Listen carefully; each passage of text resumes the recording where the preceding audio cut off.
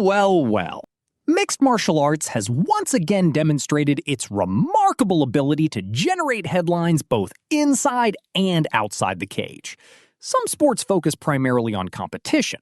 The UFC occasionally treats competition as merely one department within a much larger entertainment company. And over the last 24 hours, the sport has delivered everything. Arrests, controversies, knockouts, title fights, and, naturally, the internet arguing with itself. So let's begin with the biggest story. For years, Dustin Poirier has been one of the most respected figures in mixed martial arts. A fighter's fighter, a fan favorite, the sort of athlete who earns admiration even from people who normally spend their weekends insulting strangers online. Unfortunately, the headlines surrounding Poirier this week have nothing to do with fighting. The former interim lightweight champion was arrested in Georgia on a public intoxication charge after an incident at Atlanta's airport. Body cam footage released afterward showed an agitated Poirier arguing with officers and airport staff. Now, here's where the story becomes less about scandal and more about something genuinely human. After the arrest, Poirier addressed the situation publicly and admitted he's been struggling with life after retirement. He acknowledged that alcohol wasn't helping and spoke openly about trying to find purpose outside of fighting. And honestly, this is something combat sports rarely discusses enough. Fans see the fight, they see the knockout, they see the paycheck. What they don't see is the moment when a fighter wakes up and realizes the thing they've dedicated 20 years of their life to is suddenly over. Retirement means fewer meetings.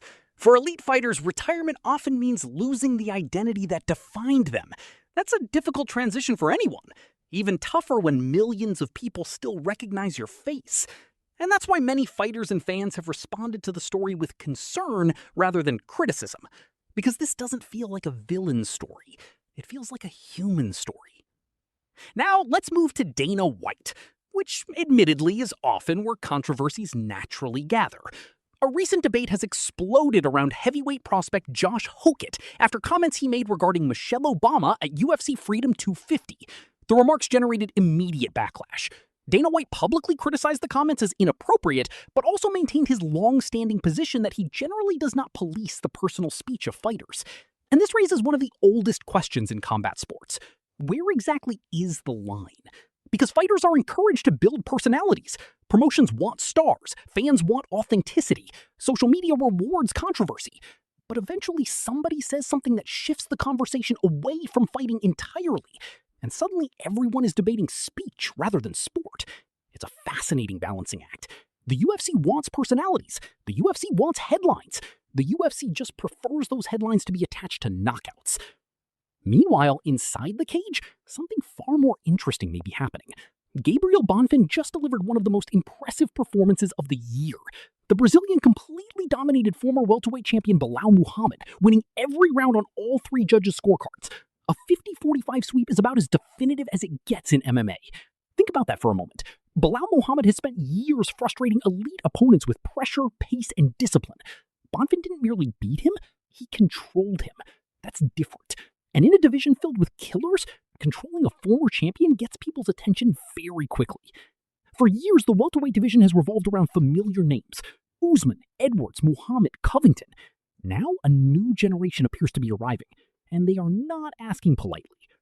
Speaking of dangerous men, let's talk about Manel Kape.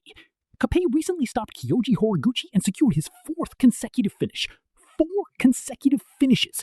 In a division where many fights are decided by razor-thin scorecards, that's rather impressive. Flyweight has often struggled for mainstream attention, which is unfortunate because it consistently produces some of the most technically brilliant fights in the sport. Kape may finally be changing that, because there's something universally appealing about a fighter who walks into a cage and removes the judges from the equation entirely. Now, let's discuss UFC 330, Islam Makhachev versus Ian Machado Garry. A matchup that is becoming more interesting with every passing interview. Recently, Makhachev appeared to downplay the rivalry, suggesting comparisons to the legendary Khabib versus McGregor feud were exaggerated. Because Garry responded, because fighters responding to comments is roughly the second most common activity in MMA, immediately behind punching.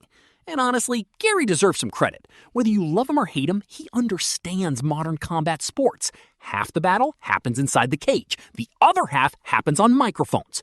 UFC 330 now has both, and that usually means big numbers. Now let's address something fans have been discussing relentlessly. Matchmaking.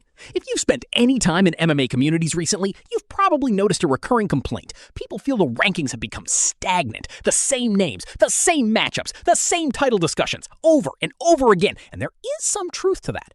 Modern MMA exists in an awkward position. The UFC wants meritocracy. The UFC also wants money. Those two goals occasionally disagree. The most deserving contender isn't always the biggest draw. The biggest draw isn't always the most deserving contender. And somewhere in the middle, Dana White gets a headache.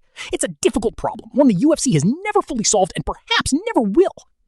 That's the fascinating thing about the UFC right now. The old generation is leaving. The next generation is arriving. Legends are retiring. New contenders are emerging. And every division feels like it's entering a period of transition. Dustin Poirier is trying to figure out life after fighting. Gabriel Bonfim is trying to reach the top. Manel Kape is forcing his way into title conversations. Machado Garry is trying to become a superstar. And Makhachev remains the man everyone is chasing. The sport never stops moving. That's why people love it. One week you're champion. The next week you're a contender. And eventually, if enough time passes, you're telling stories about the days when you were both.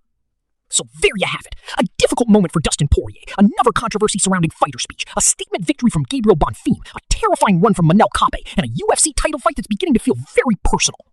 In other words, a completely normal week in mixed martial arts. And somehow, next week will probably be even stranger. Because if there's one thing the UFC consistently proves, it's that reality is often far less predictable than the scriptwriters would have us believe. Until next time, stay safe, enjoy the fights, and try not to start in press conferences.